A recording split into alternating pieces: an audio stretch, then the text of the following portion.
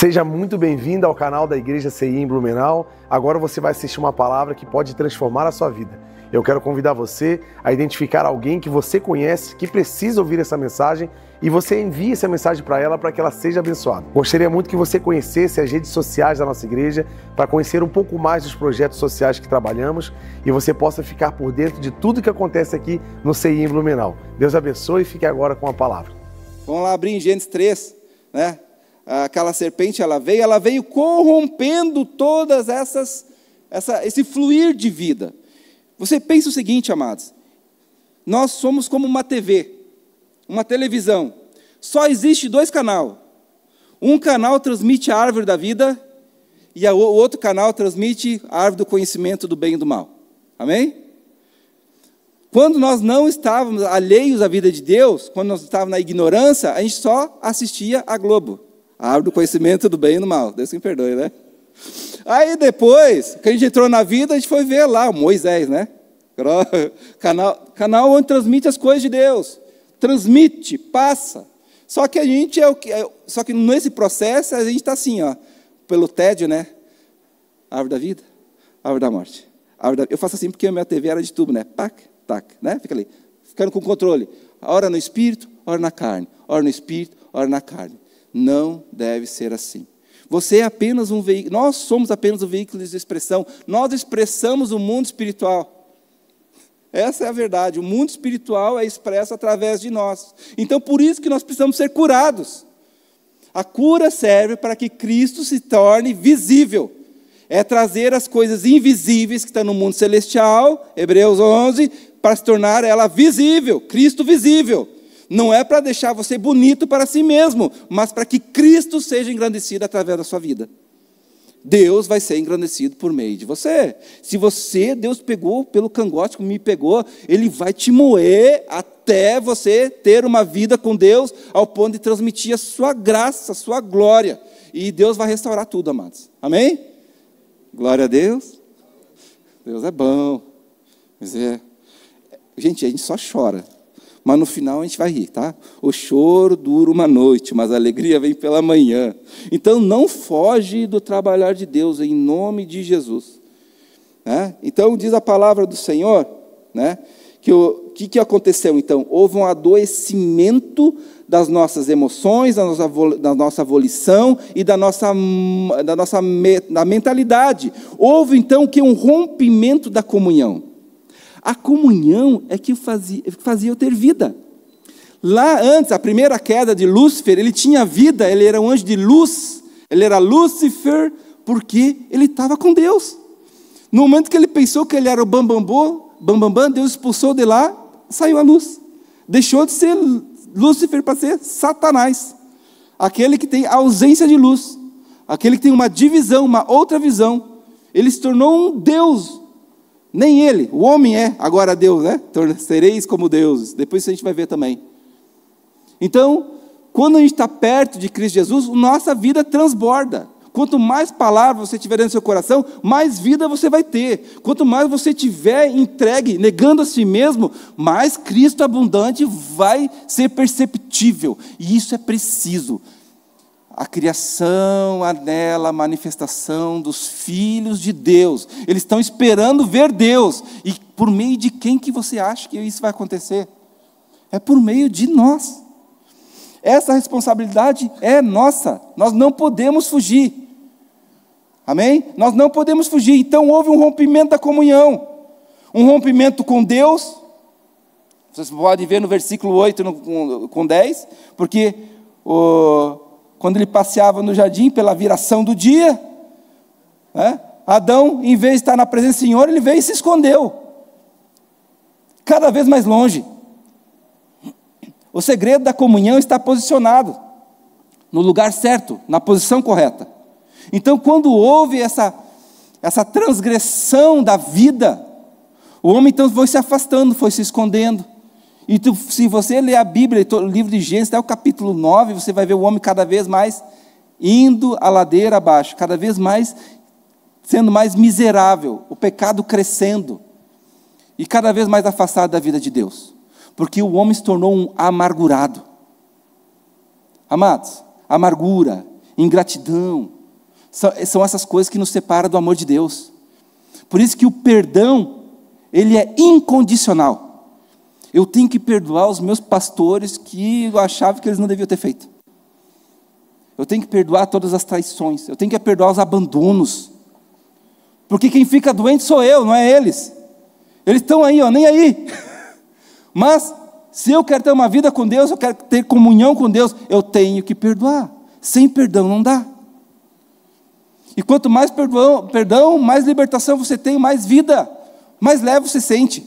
E quando isso é uma realidade em você, você pensa assim, poxa, por que eu não perdoei antes? Fiquei sofrendo anos e anos com aquilo, estava me matando, eu estava me inutilizando, e aí quando eu recebi o perdão, eu fiquei leve, fui curado. Até de doença a gente é curado quando perdoa. É isso que Deus quer fazer com a gente. Então, houve um rompimento de comunhão com Deus, houve um rompimento com o próximo, porque o que acontece quando a gente erra e peca? O homem natural faz o quê? Acusa. Rompimento na comunhão. Culpa, Deus é da Eva. A Eva é da serpente, é tua, Deus. Adão acabou brigando com todo mundo. E nós, se formos pensar, todos os teus problemas são motivados por causa de relacionamento.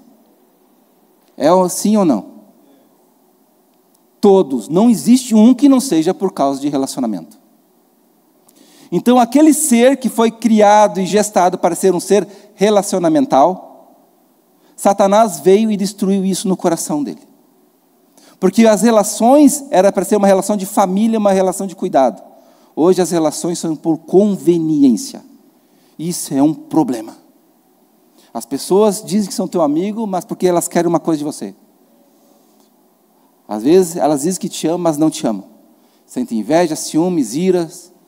Fala isso para Caim e para Abel, para ver o que aconteceu. Vê um irmão crescendo, a gente fica triste com ele e a gente acaba matando ele. Lameque diz que ele tropeçou num homem e matou, e o outro porque falou uma besteira para ele matou, o outro porque ele tropeçou, e ele falou o seguinte, se meu pai, no caso Caim, teve uma maldição, se alguém fizesse uma coisa contra ele 7 vezes, 70 vezes 7 será para mim. Aí veio Jesus com seu amor, falando assim, vocês têm que perdoar quantas vezes? 70 vezes 7. Aquele Lameque, ele transgredia de uma tal forma, que se alguém fizesse alguma coisa contra ele, ele mesmo falou, 70 vezes 7 aquela pessoa seria amaldiçoada. E Jesus falando, se você perdoar 70 vezes 7, você será abençoado. Mas o perdão é a chave da vida. Precisamos perdoar nossa esposa, perdoar os nossos familiares.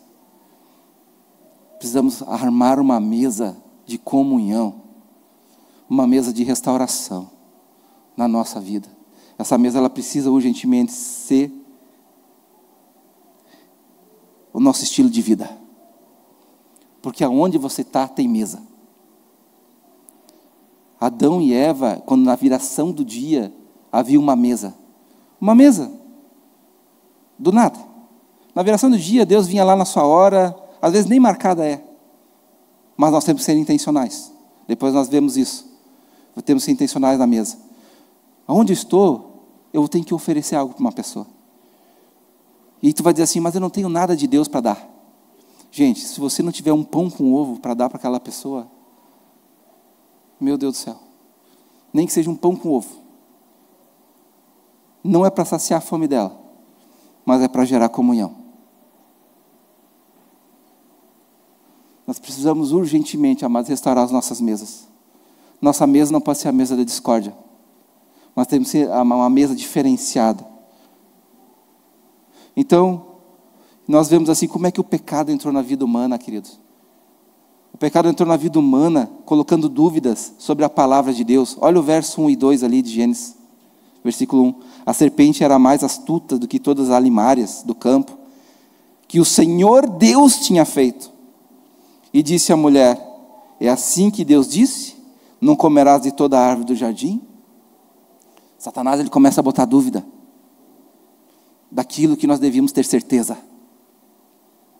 uma das coisas que nós devemos ter certeza é da nossa família, da onde você veio.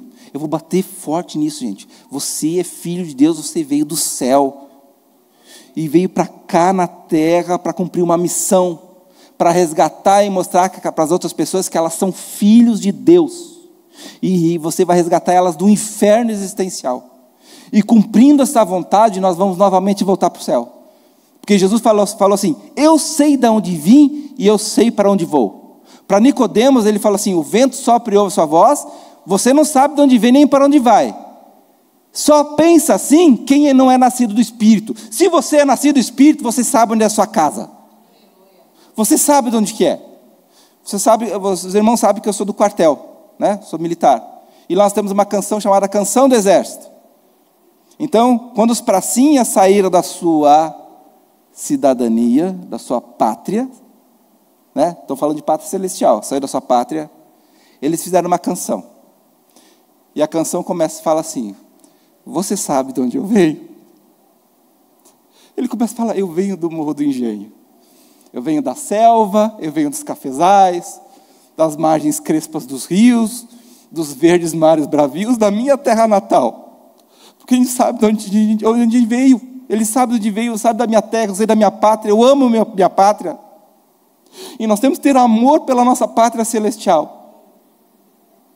E ele fala assim, depois, no verso, por mais terras que eu percorra, não permita Deus que eu morra, sem que eu volte para lá, para que eu volte novamente para minha casa. Então, o Satanás diz assim, Deus falou para Eva, você vai ferir a cabeça da serpente. Quando o homem aceitou comer da árvore do conhecimento do bem e do mal, ele trocou de cabeça. E agora a obra de restauração é a gente pisar na cabeça da serpente para que Cristo reine na nossa vida. Esse é o segredo. Só que a serpente, durante a jornada, ela vai o quê? Morder o meu calcanhar, ela vai querer atrapalhar a tua caminhada. Vai querer fazer você tropeçar, querer fazer você desistir, mas você é filho. Você sabe de onde você veio. Você nasceu do Espírito. Isso é necessário você saber. Eu sou filho de Deus, mesmo que eu não consiga nesse momento enxergar algo ou saída, mas eu sei de onde eu vim, e eu sei que o final, eu sei para onde eu vou. Não podemos não deve mais ter dúvida sobre isso. E o que aconteceu com o nosso espírito, quando o homem comeu a árvore do conhecimento do bem e do mal? Ele se tornou como um natimorto, adormecido, entrou num coma. O pastor falou para a gente ver os 3 porquinhos, né? Agora eu vou dizer para vocês, olhem o filme da Branca de Neve. Porque a Branca de Neve veio aquela bruxa chamada, a cobra, Satanás, oferecendo um fruto. E ela olhou aquele fruto assim, foi lá dar aquela mordida, né? E o que aconteceu com a Branca de Neve? Adormeceu, morreu, né? Morreu. E aí? O que estava precisando para ela sair daquela maldição? Vinha o príncipe encantado. Ei, Jesus, glória a Deus, louvado seja o nome do Senhor. Veio ele, então, teve daquele beijo de amor, aí ela despertou. Foi isso que a gente recebeu lá na cruz do Calvário. Foi isso que a gente recebeu Jesus como Senhor e Salvador na nossa vida. Agora nós não temos mais um espírito morto. Deus se conecta com a gente, fala com a gente, e esse espírito agora tem que crescer. Amém? Então é que nem um ovo, o homem é um ovo. Tem a casca, a clara e a gema, né? Veio lá Jesus Cristo, colocou a gala. E aí, agora Deus está nos incubando, né? A galinha em cima, né? Incubando o ovo. A galinha é as tribulações, amém, queridos? As provações, o calor ardente da vida, para que a vida venha gestar, a gente venha crescer. Aí o ovo vai crescendo, aí o espírito vai cada vez tomando mais força. A gema, né? É quando começa a dominar a clara, que representa a nossa alma. Ao ponto que a gente vai romper essa barreira, a carne vai ser rompida, o homem exterior vai ser rompido, e o Espírito Santo vai ser liberado. Aí eles vão ver a nova criatura, que é Cristo Jesus, através de nós. Vai ver, ele vai ver. Isso é um plano infalível de Jesus. Deus vai romper com a carne, e nós vamos expressar Jesus aqui na terra, e nós vamos cumprir o propósito que Deus nos chamou. Em nome de Jesus. Né? O outro problema da Eva é que ela inclinou os ouvidos para o engano.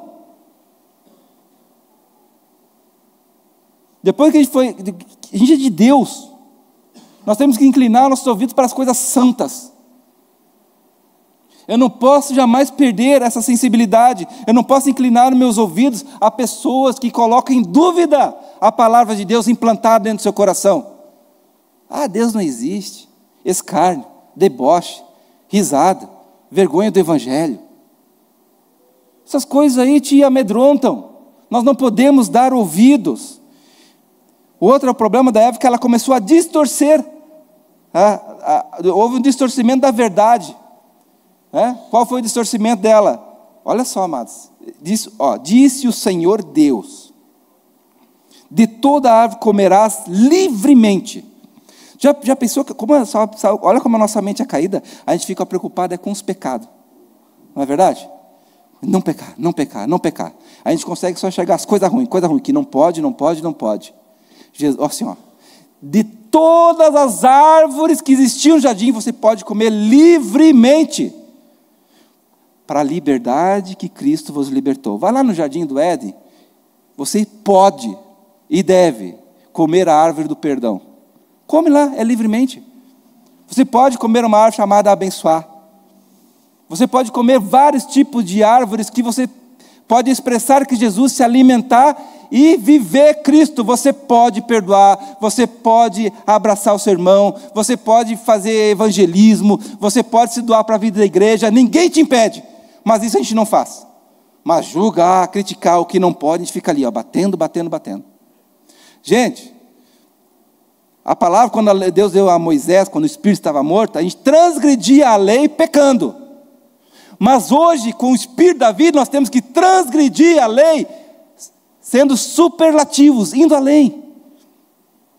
Porque, olha só, a palavra fala, por exemplo, na questão dos dízimos e ofertas, você sabe muito bem que é 10%, mas na igreja de Atos dos Apóstolos, viu uma igreja desapegada 100%. Eles transgrediram a lei além daquilo que a lei pedia. Jesus falava, se alguém pedir para você caminhar 1 milha, caminhe 2. Se alguém te dá um tapa na cara, oferece outra. Além da lei.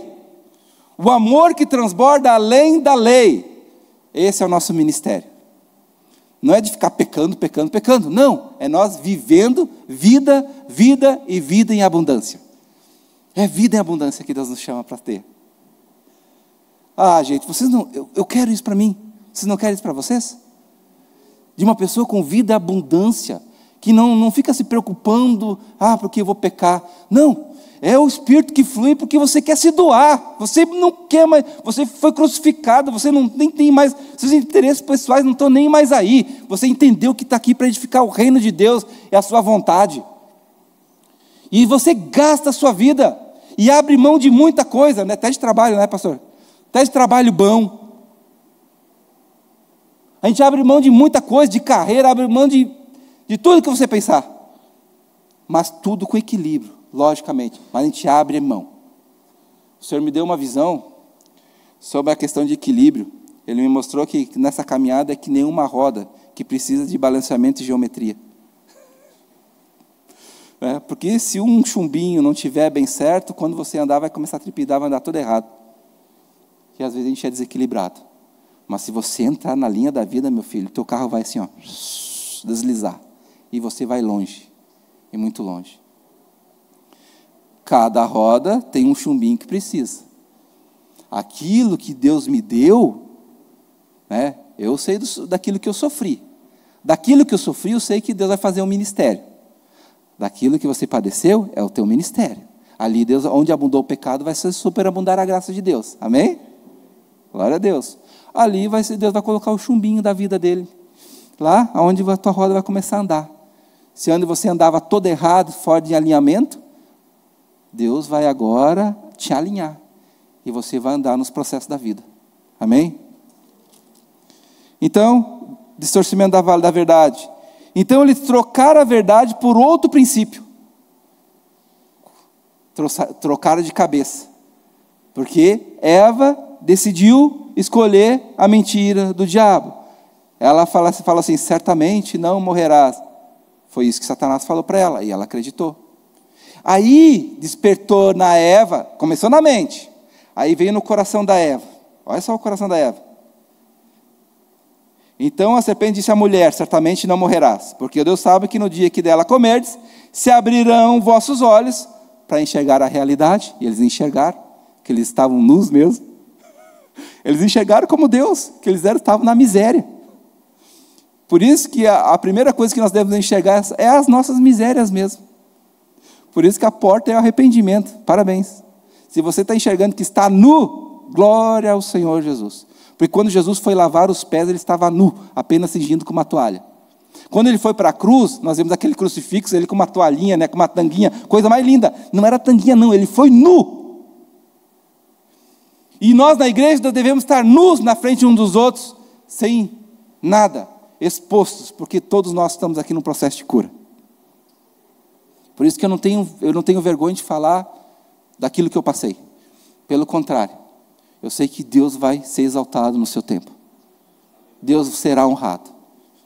Então aquilo que te causa vergonha, amados, amanhã vai ser motivo de você exaltar e glorificar o nome do Senhor. Em nome de Jesus. Aí ele vendo a mulher que aquela árvore era boa, olha só o desejo, para comer, agradável aos olhos, a concupiscência da carne, concupiscência dos olhos, a soberba da vida, está tudo ali.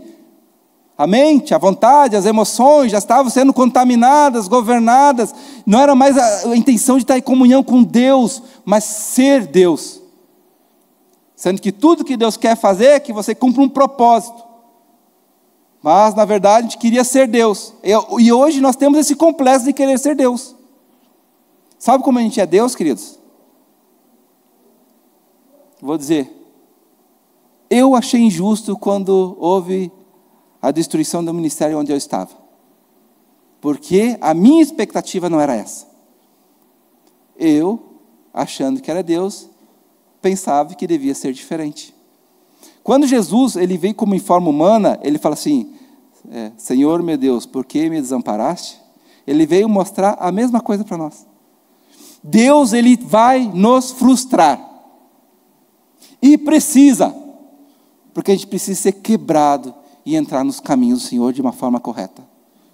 Sabe qual é o problema do crente, amados? O problema de Satanás? Foi porque ele se exaltou.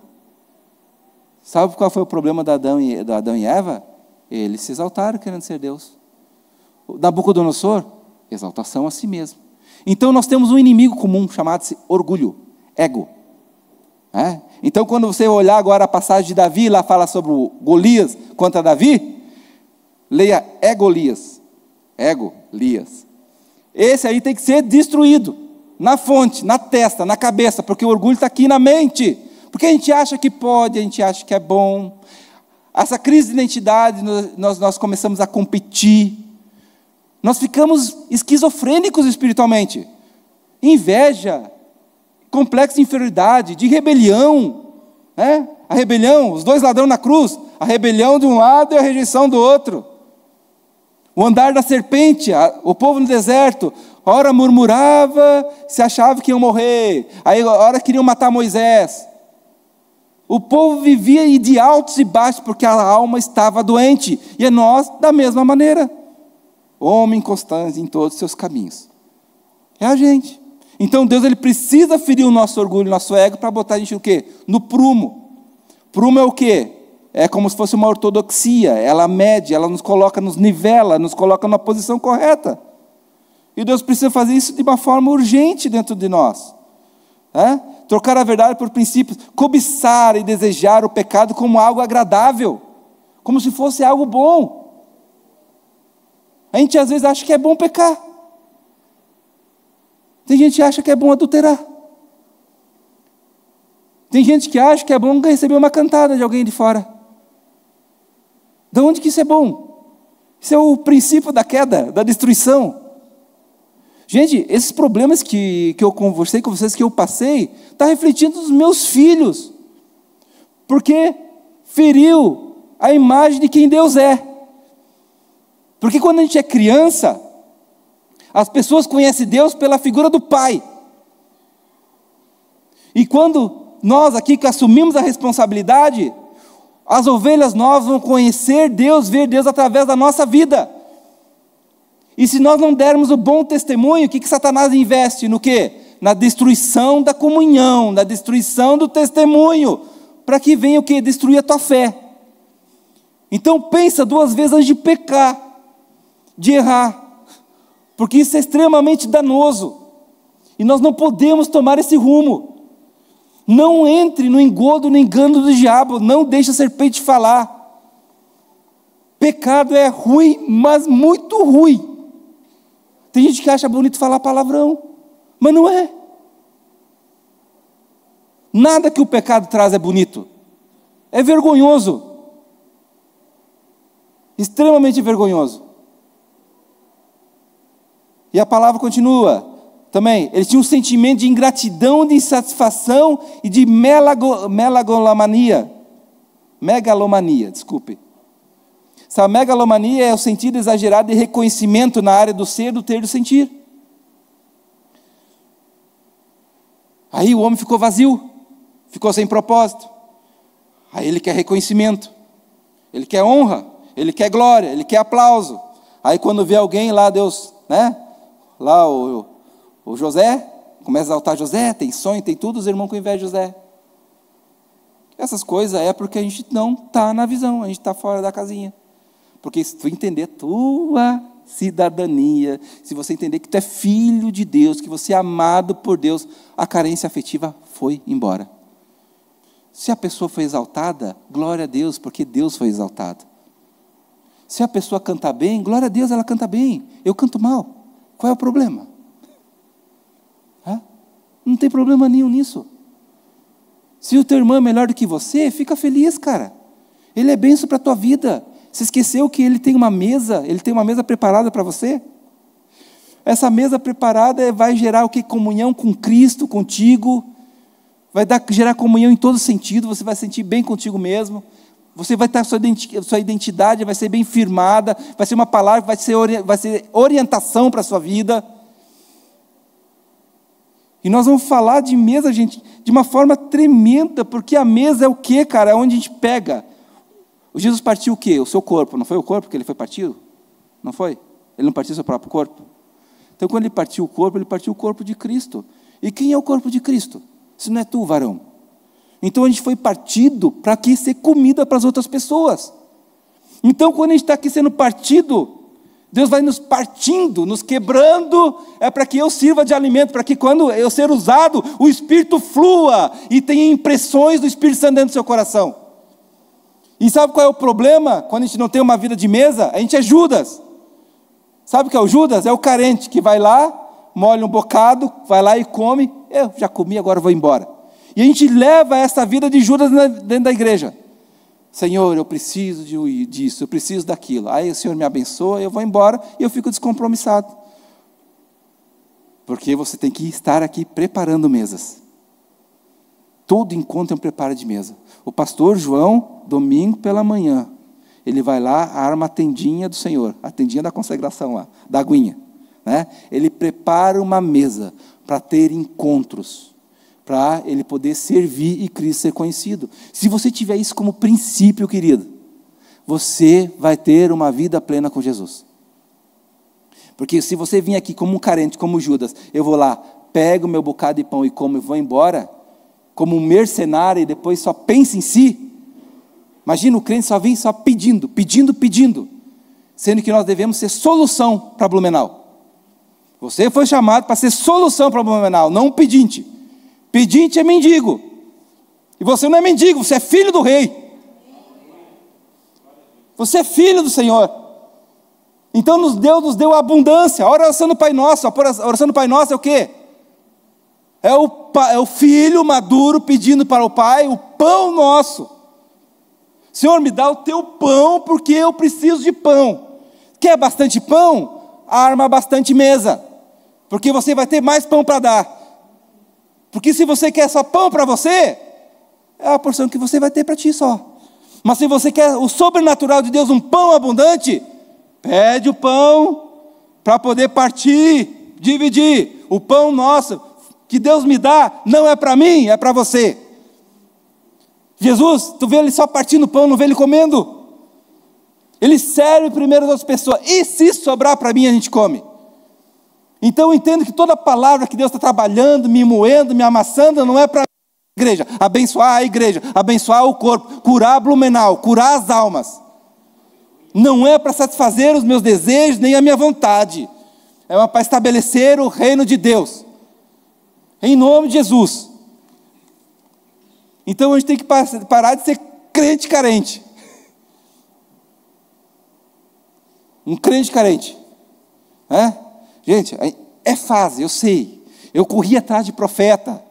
E o profeta falava, eu vou falar profeta, eu preciso que tu profetize para mim. Eu ia mesmo, profetize. O que tu quer saber? O profeta falava, eu quero saber quem é a minha esposa. Gente, eu pedia isso, cara. Eu tomava cada paulada do profeta, mas eu não parava. Ele falava assim, irmão, eu não vou profetizar, eu vou orar por você. Aí ele botava a mão na minha cabeça e falava assim, Deus cura toda a carência afetiva desse homem. Eu orava assim, cara, coloca ele na vida, tira toda a lascívia, tudo isso não sei o quê, supre ele por dentro e tudo mais. Aí eu ia lá de novo, ô profeta, me diz aí quem vai ser minha esposa. Aí ele falou uma coisa que eu não sei se ele... Foi o Espírito de Deus que ele falou, mas para mim foi algo transformador. Ele falou assim, o mesmo Espírito que habita dentro de mim está dentro de você também. O que eu precisava escutar era a voz do homem interior que estava dentro do meu coração. Era com ele que eu tinha que me relacionar. Era com ele que eu tinha que casar primeiro. Era com ele que eu tinha que me lançar primeiro. A minha primeira aliança é com Deus. Depois que você é bem aliançado com Deus, meu filho, o resto vem a rodo. Só que a gente está aqui querendo suprir as nossas carências. Amém? Gente, eu não vou conseguir nem pregar nem a metade. Misericórdia. Tinha tanta coisa para falar. Mas já pode subir o louvor aqui, eu não quero estourar o horário. Eu quero respeitar. Se Deus quiser, amados, vou continuar falando sobre mesa. Na semana que vem. Porque quando Jesus ele falou assim, vai lá, você vai ver um homem que tem um cântaro de água. E lá você vai o seguir. E quando seguir, você vai preparar uma mesa. Esse homem representa o Espírito Santo que te conduz, amados, para preparar mesa. E Jesus ele falou assim, eu desejo ardentemente ceiar junto com vocês. Eu desejo falar com vocês. E Deus nos chama, filho, seja esse portal celestial. Seja intencional, seja essa mesa. Para que as pessoas entendam a sua vida não é para suprir as suas carências, nem as suas necessidades. Mas é um ao outro, cuidando um do outro. Dando a ele identidade. Mostrando a ele o caminho. Que este ministério, em nome de Jesus, seja um ministério de mesa. Você tem o que dar, meu filho. O Espírito Santo está dentro de você, você tem o que oferecer. Amém?